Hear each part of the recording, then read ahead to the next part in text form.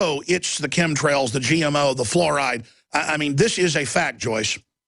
Vaccines, vaccines, vaccines. Please understand, I think my cancer came from the military. I did eat well. I was doing the right things. And don't just try to have a good diet. Do have a good diet. Because you want to know, if you get cancer, that you did everything you could to keep from getting it. And I think the vaccines play a huge part. But be that as it may, I want everybody to do the best they can to take care of themselves. But just do it. Don't just have excuses as to why I have to stop at McDonald's every once in a while or why I have to eat fast food once a day. No, just stop it, because it's not good and it's going to create problems later.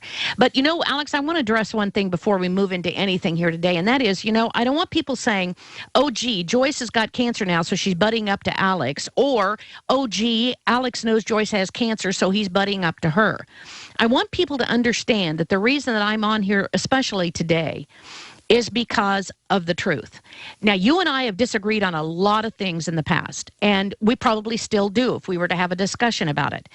But there are things that have to be dealt with in the light of what is accurate and true. And I hear so many things about you and so many statements that I just want to say, ladies and gentlemen, I've known Alex since '96 when I was first on his show down in Texas. And if there were all these things going on that Alex is, then I would probably be the first one to tell you, because I don't like anybody that's a phony or anybody that's doing what they say they're not doing. I want to know the truth. And I know, even to Ted Anderson's consternation, there have been times when I've disagreed with you on the program. You used to call me a snake oil salesman at one time and referred to me like that. And now you understand that the ways of God's medicine versus man's medicine are true. And thank goodness you've come around and seen that also. But well, Joyce, I don't think I ever, I think what happens is listeners try to get people infighting and they misrepresent who said what. I never engage in that. I'm never involved in any of it. I'm well known for that. And so, Joyce, I think some of that might be the projections of other people.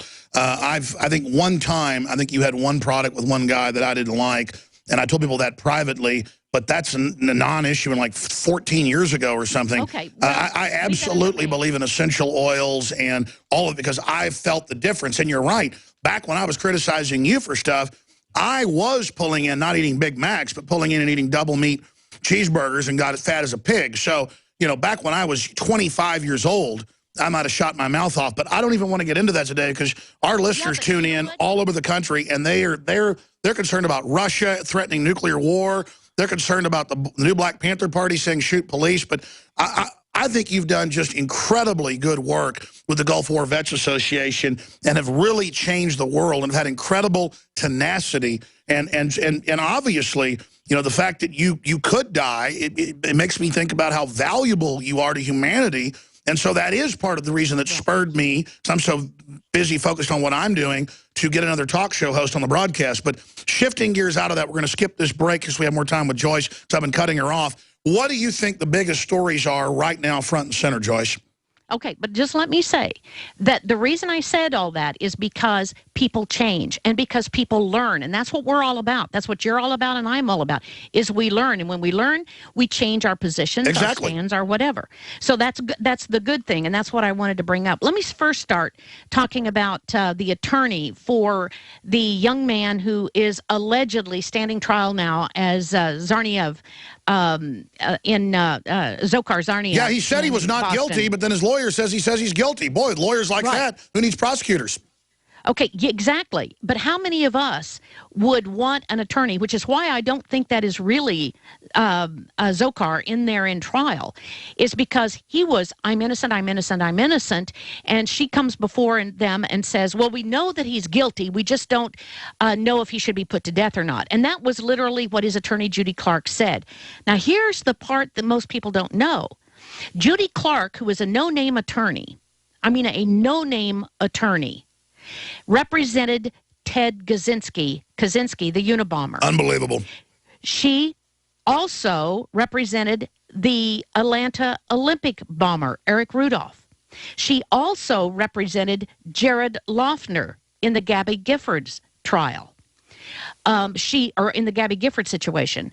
She also represented Buford Furrow, from the Aryan Nations. He was an Aryan Nations member at the Los Angeles Jewish Community Center, said he was bipolar, got him off the death penalty.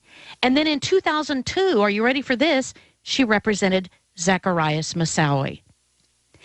Now, most of these guys are in the federal ADX Supermax prison, but can you believe that she was chosen to represent all these guys? And in every case here, each one of them got off the death penalty charge, but were convicted for life. And nobody can see any of these people. They are all not allowed visitors. So something tells me she has been picked for this position. You're probably going to see her on the Supreme Court before long.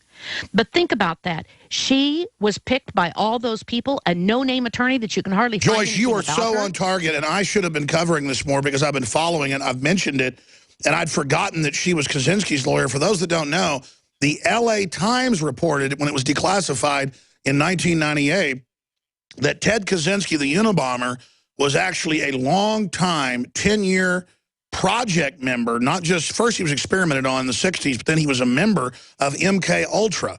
That's the CIA mind control program that's been partially declassified. And his entire trial and everything was a staged event. Who knows what really happened? He may be a cutout. And it's the same thing now. They killed the other brother, lied about what he'd done. Then they tried to kill this brother in the boat so they could then claim he did it. Now they claim he wrote a confession inside the boat. And now he comes out and says, innocent, innocent, innocent. He disappears. You know, he's probably sleeping with the fishes because they can't have that staged event. We know it was staged. They cannot have that staged event come out. We know the older Tsarnaev brother, his cover was blown 2 years before the bombing by Russian intelligence. It was in the foreign news. They said, who's this guy under a fake name you have a fake passport to that you've got coming into Russia and coming into other Chechenian areas, meeting with al-Qaeda? He's your guy, isn't he? So why is it that in the news that the older brother was under a CIA traveling scholarship out of Georgetown University? Joyce? Right, exactly. So when we begin to look at these things for what they are, we realize something else is afloat. So let's look at what happened in Ferguson here.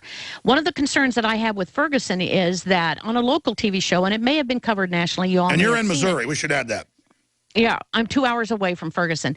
The agitators, alleged agitators that are supposed to be the people that are the activists, and they're trying to make them look bad, they were quoted as saying, "This is all smoke and mirrors. This is all smoke and mirrors." And I have seen that on tape.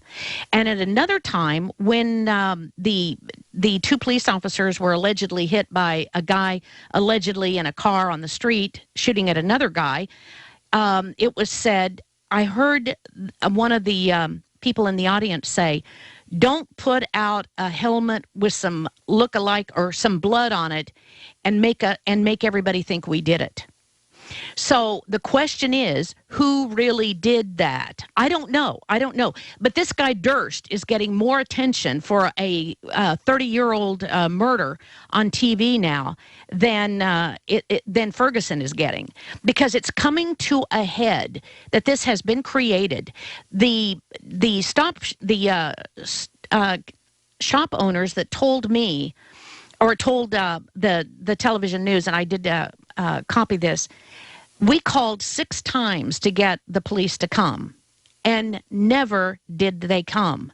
We told them 6 times they were breaking into our places, they were stealing our goods out of our stores, and they never came. Now, you cannot tell me that was not set up by design. So to me, this is a civil war they're wanting to create. This is an event they're wanting to expand upon.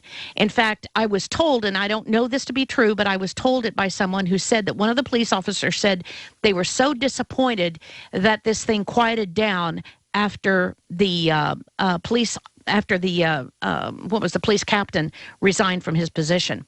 So I don't know, but I do know there's more to all of these stories. And that's why your listeners and my listeners it's so important that if they're in the local area, keep looking, keep talking, keep seeing what's going on here. Well, sure, Joyce. I've tried to study it from every angle. We've had our reporters there for weeks during it. And best I can tell, there's some bad police behavior going on, but the local police are just being manipulated.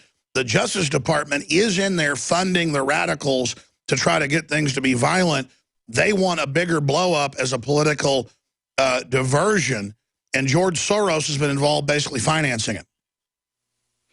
Well, and I think that's probably very true. And I think this whole thing has been a created event. They're nurturing it right now. I don't know what the next shoe is going to be that falls, but the jury's still out on who did the shooting and were these guys really shot? Were there 2 people that were shot? I don't know. They haven't released their names, no pictures. You would have thought they would have shown a stretcher being taken into an ambulance, but that didn't happen.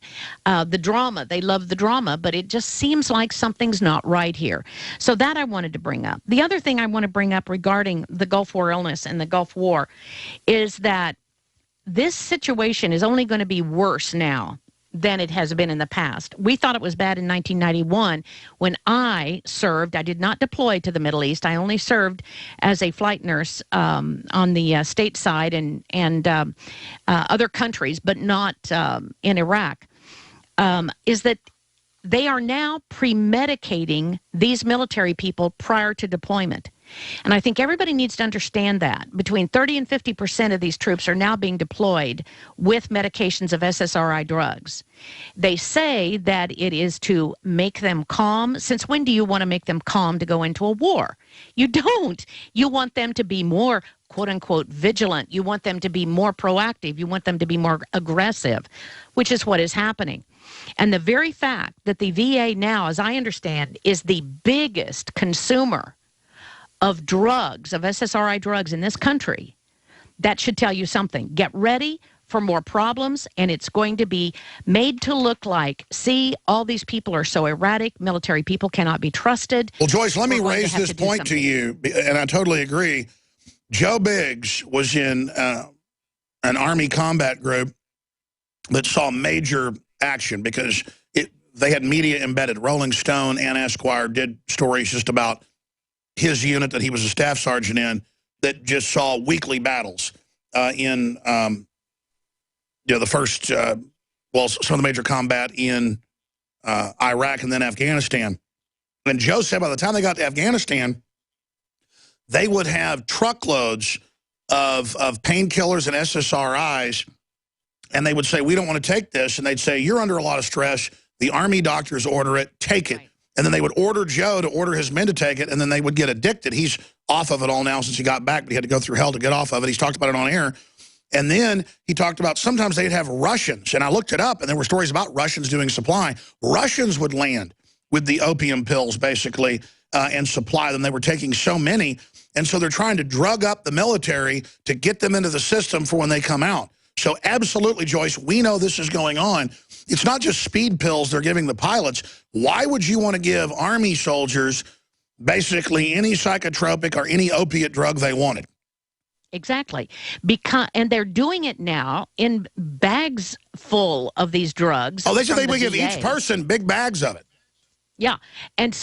And I have seen these bags. I have had people call me to their house and say, look at the drugs that I'm on. And I couldn't believe what they were on, nor what they had, that they had been provided in the mail. I actually talked to one who had been given morphine shots to take himself in the mail. I mean, this defies all regulations on these Class 2 drugs. Well, they say that the troops are the #1 enemy, and so they're trying to spike the already used weapon system and then basically get them into the system. Because once they're drugged up, waive your rights, turn in your guns, we'll keep giving you the drugs. And get them out of, use more drones, less soldiers. I mean, why do you think they're cutting down and cutting back on all these soldiers all the time? They don't want soldiers. Soldiers can respond. Soldiers can complain. Soldiers can say, no, I won't do that. But drones don't. That's right. It's the end of humanity, the end of men in the military, the end of women. This is the takeover. This is the THX 1138 program, Joyce. Absolutely. It's transformation of the military. All you have to do is go online and look at transformation of the military. About every 10 years and then every 5 years, there was a new transformation program. And that's where they're making and manipulating our veterans now. And they're going to be horrific problems in the future, I'm afraid. All right, Captain Joyce Riley, thepowerhour.com is our guest. We're going to come back with her, and we're going to get into a host of other issues. Russia threatening to use nukes, what's happening in the Middle East, ISIS, And also some positive news on the Second Amendment front. Stay with us. I'm Alex Jones. We're on the march.